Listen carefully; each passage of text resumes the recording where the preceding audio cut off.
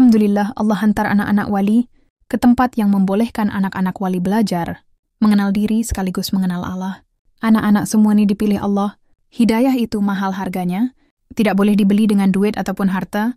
Hidayah itu adalah hadiah dari Allah pada kita. Tapi Walid, Allah terima ke orang macam kami nih. Allah tuh maha pengasih dan penyayang. Selagi kita nakkan Allah dengan tulus, dari hati dan dengan pengorbanan menuju kepadanya, Allah akan bukakan pintu untuk kita. Seluas-luasnya buka mekap semua. Tidak ada lagi batas di antara anak-anak Walid. Dengan Walid di sini, Walid adalah guru, ayah, sahabat, dan orang yang paling rapat dengan anak-anak Walid. Tanpa ada batas, walau sebesar sebatang jarum pun, cantik sungguh anak-anak wali. Yang pastinya Allah jadikan anak-anak Walid bukan saja cantik dari paras rupa, tetapi juga akhlaknya. Sebentar lagi Walid nak dengar, seorang demi seorang, bermuhasabah diri pada Walid, tanpa melindung apa-apa, karena Walid perlu tahu, perlu kenal anak-anak Walid, untuk membantu anak-anak Walid menjadi kekasih Allah. Rasulullah, Alhamdulillah, Empire, kita ini akan jadi besar. Tan Sri dah wakafkan, dan insya Allah dapat dijemahkan jadi negeri besar. Berapa juta tempat tuh? Abang bayangkan luas kawasan dia. Juta jugalah kayak betul Tan Sri itu orang kaya. Banyak dosa nak kumpul pahala. Itu jadi ada, selain sedekah, amat seberapa sangat. Tapi itulah dah rezeki ujian rumah. Tapi kalau nak bersedekah nih, dia tak kisah pun. Kalau kaya ke miskin ke banyak dosa ke. Banyak pahala apa-apa, ingat Allah ni tak pandang kalau orang tu nak buat kebaikan. Siapapun dia ini udah terbiasa wali. Daripada umur Mia 14 tahun lagi, Mia dah terbiasa. Dah buat semua tu Mia cuba, tapi Mia rasa lain. Kalau Mia tak dapat, Mia tak boleh. Kalau Mia tak ada lelaki, tak apa. Setiap manusia pasti ada buat kesilapan. Kalau Mia nak berubah, Alhamdulillah pasti ada jalan dia. Allah sentiasa terima taubat hambanya Walid. Ia memang nak berubah, tapi apa pandang wajah, Mia kena anggap, yang Walid ni ayah Mia, jangan malu. Mia boleh kongsi apa aja dengan Walid, sebab Mia datang sini nak berubah kan. Mia jangan takut, apa yang Mia cakap dengan Walid ni, antara Mia dengan Walid saja, orang lain takkan tahu, dan Walid akan simpan rahsianya. Mia tak boleh kalau Mia tak ada lelaki, tiap masalah ada jalan penyelesaiannya. Apa Walid rasa, kalau dia tahu apa yang kau lakukan, kau udah langgar perintah dia. Aku ada hak untuk ambil tahu hal suami aku, kau hanya berhak ambil tahu bila Walid berada di dalam rumah. Keluar saja Walid dari rumah, dia bukan lagi hak engkau. Walid wali Allah yang menjadi milik umat Muhammad, tapi apa yang Walid lakukan itu telah melanggar. Jangan sesekali persoalkan apa yang Walid lakukan. Aku istri dia juga, kalau kau rasa kau seorang istri, maka taat dengan dia, jangan jadi istri derhaka. Apakah kau meletakkan sifat cemburu seorang istri itu? Dahaga Rabiatul, sudah-sudahlah. Mencari salah orang, hanya untuk membenarkan satu kesalahan, mungkin Allah hanturkan macam tu. Nanti akan datang. Adalah yang menggantikan tempat Roska tuh, Masya Allah tak. Terlalu ramai orang kat luar tuh bercakap pasal jihad. Rumah lagi banyak bercakap buruk dari baiknya. Tak ada yang pelik di akhir zaman nih. Orang nak cakap macam-macam cakap buruk, jatuhkan agama. Lagi-lagi nak mengaitkan musyrik-musyrik negara kita nih. Ini fitnah akhir zaman. Dajjal dah keluar, betul fitnah. Dan salah satu fitnah dia adalah terlalu ramai orang melanggar syariat-syariat Islam dengan cara menjual agama dan akhirat demi untuk kepentingan kuasa dan harta dunia. Rasulullah SAW bersabda, menjelang kiamat nanti di masa-masa di mana kebodohan diturunkan dan ilmu diangkat, serta banyak terjadi al-haraj, akhir zaman ini Allah akan utuskan seseorang untuk memperbaharuikan agamanya, dan akan muncul panji-panji hitam dari arah timur, lalu mereka memerangi kaum dalam satu peperangan yang belum mereka pernah alami sebelum ini. Dan Rasulullah SAW sabda, jika kamu melihat perkara itu, maka berbaik-ahlah, karena itu adalah khalifah Allah. Dan kamu tahu siapa khalifah Al-Mahdi? Siapa Al-Mahdi? Walid. Walid itulah Imam Al-Mahdi. Jadi berbaiklah dengan dia, berhiburlah dengan dia, minum air kaki untuk dapatkan barakah budak-budak, berebut makanan, doa-doa menyanjung wali. Ini apa yang aku nampak, tapi belum tentu ibu nampak. Macam mana aku nak bagi ibu nampak? Semua kesesatan yang berlaku dalam cik rumah ni, macam mana aku nak cakap kat ibu yang Walid? Ni memang sesat, mimpi saya Walid. Wajah Rasulullah tampak tegas, macam dia nak tengok sampai kita jadi besar sudah tentu. Ini juga perjuangan baginda untuk rumah akhir sama. Rasulullah juga berpesan pada Walid, supaya kukuhkan kepimpinan Walid dengan melantik jemaah, yang Walid yakin dan mampu untuk sambung perjuangan Walid. Walid belum lagi nak besarkan yakin. Maksud saya Walid Walid mampu memimpin majlis maaf, supaya jadi seperti pemimpin seperti Walid, macam negeri-negeri yang lain dan kita bimbing ramai lagi, untuk menjadi seperti Hafizah Rabiatul, kita kekurangan pemimpin muslimah. Aku tak nak duduk dalam binatang, dah lepaskan dia. Aku tak nak duduk dengan orang tua tu. Dia layan aku macam binatang. Ayah, Assalamualaikum, Waalaikumsalam.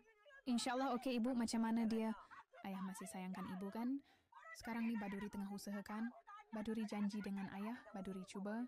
Bagi ibu sedar yang sekarang ni ibu bersama dengan guru. Yang salah ayah pun tak sangka.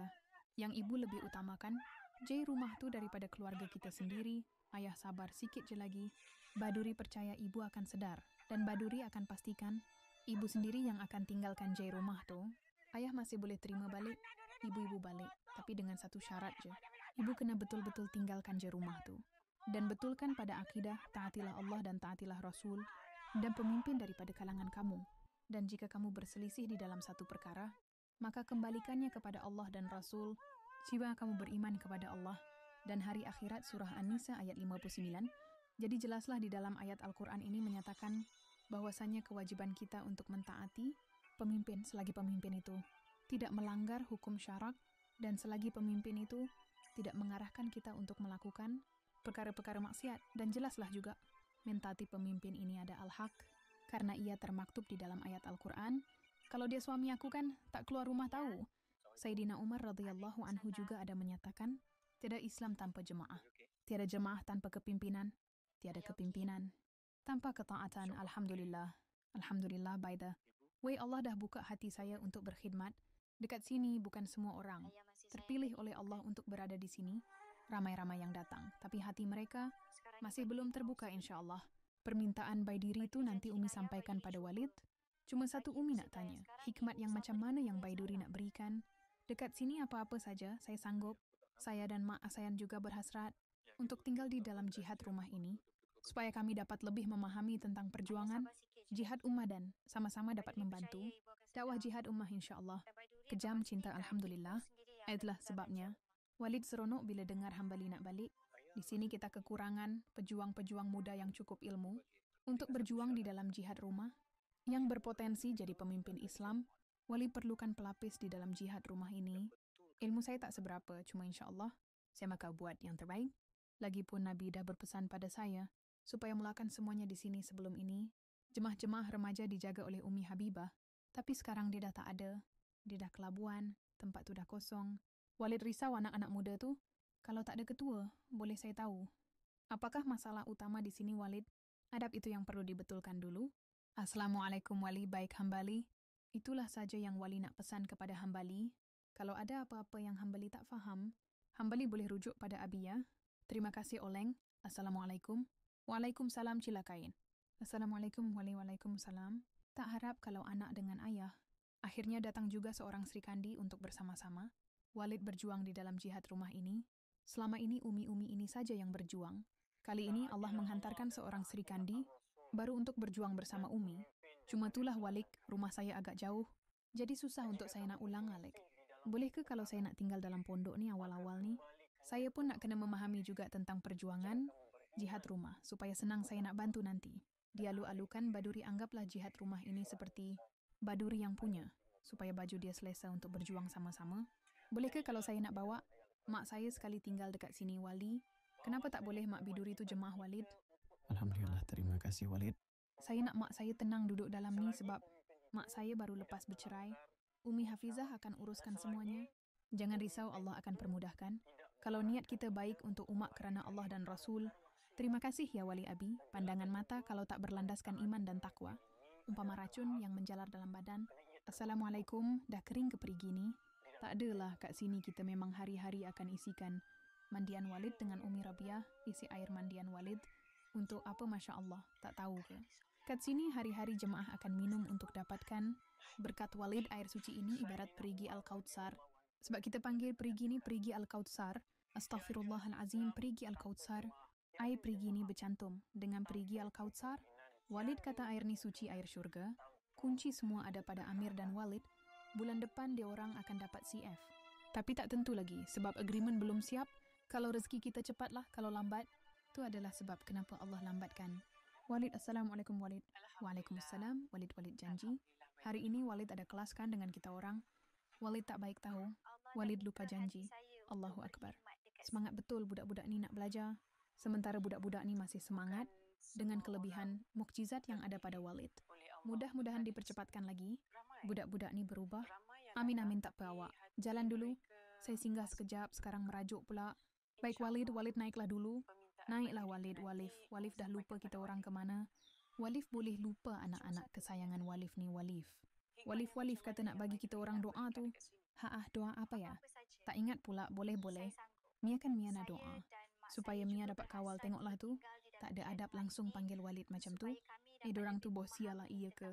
Sebab itulah Umi asingan kita daripada dorang. Kau tak tahu ke? Patutlah mengelitis. Lain macam je kalau nampak lagi. Yang aku geramnya tu, wah bukan main lagi dengan Walid, manja-manja lagi. Tahu Walid tu sayang dengan dia orang. Sebab tu saya buat kelas-kelas bersama dengan Walid. Macam kita ni tak dapat pun. Sebab itulah perangai Mia. Macam puteri jerai, hehehe, Dewi Walid. Dewi pun ada dampingan puteri. Kalau Walid tengok, sifat Dewi ni nampak lembut, tapi tegas macam Cik Siti Wang Kembang. Alah, tapi dia bukan puteri Walid. Jangan salah faham, memang dia bukan puteri. Tapi dia seorang raja wanita yang memerintah Kelantan. Pada abad awal ke-17, Walid tahu semua pasal putri ya Walid. Sebab Walid raja segala putri kan Walid. Oh saya wengi walek. Cepatlah jawab, tapi dengan siram belum. Izinkan saya untuk betulkan. Sedikit kata-kata awak pada para jemaah tadi. Dalam Islam Allah meninggikan martabat perempuan, sehingga Allah memberi tawaran istimewa kepada perempuan-perempuan boleh masuk syurga, hanya dengan 4 syarat. Pertama, menjaga salat, puasa, menjaga marwah dan juga taat kepada suami kan. Jadi jalan menuju kepada Allah satu saja, iman dan juga takwa. Dan Allah dah janji, keimanan kepada Allah Subhanahu wa Ta'ala adalah kebebasan daripada memperhambakan diri kepada hawa nafsu kepada sesama manusia.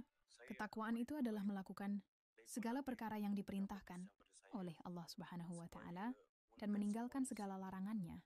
Tidak adakan syarat untuk perempuan masuk surga dengan mentaati seorang mursyid yang belum pasti pun kemursyidannya, betul kan? Hambali tak berapa setuju dengan sistem kahwin paksa nih. Jangan sombong dengan ilmu yang kamu ada tuh. Hambali cerai kepada suaminya tanpa alasan, maka aroma surga diharamkan baginya. Pengertian bid'ah, macam-macam bid'ah dan hukum-hukumnya. Pengertian bid'ah, macam-macam bid'ah dan hukum-hukumnya oleh Syaikh Shalih bin Fauzan bin Abdullah Al-Fauzan. Pengertian bid'ah. Bid'ah menurut bahasa diambil dari bida, yaitu mengadakan sesuatu tanpa ada contoh. Sebelumnya Allah berfirman, Badi'us samawati wal ardi. Allah pencipta langit dan bumi. Al-Baqarah 2:17. Artinya adalah Allah yang mengadakannya tanpa ada contoh sebelumnya. Juga firman Allah, Qul ma kuntu bid'an minar rusul. Katakanlah, aku bukanlah rasul yang pertama di antara rasul-rasul. Al-Ahqaf 49. Maksudnya adalah, aku bukanlah orang yang pertama kali datang dengan risalah ini dari Allah Ta'ala kepada hamba-hambanya, bahkan telah banyak sebelumku dari para rasul yang telah mendahuluiku. Dan dikatakan juga, fulan mengada-adakan bid'ah. Maksudnya, memulai satu cara yang belum ada sebelumnya. Dan perbuatan bid'ah itu ada 2 bagian.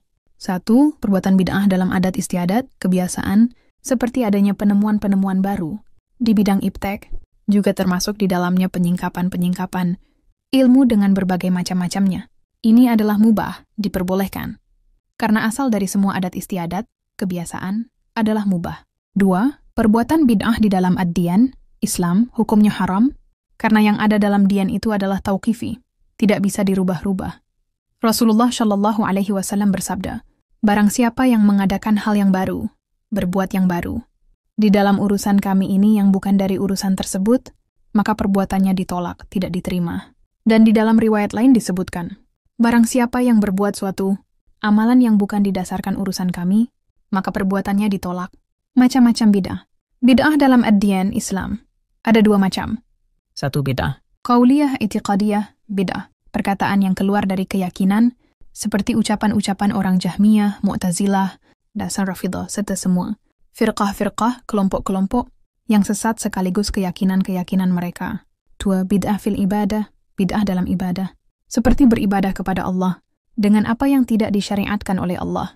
Dan bid'ah dalam ibadah ini ada beberapa bagian, yaitu A. Bid'ah yang berhubungan dengan pokok-pokok ibadah, yaitu mengadakan suatu ibadah yang tidak ada dasarnya dalam syariat Allah Ta'ala seperti mengerjakan sholat yang tidak disyariatkan, syam yang tidak disyariatkan, atau mengadakan hari-hari besar yang tidak disyariatkan seperti pesta ulang tahun, kelahiran, dan lain sebagainya.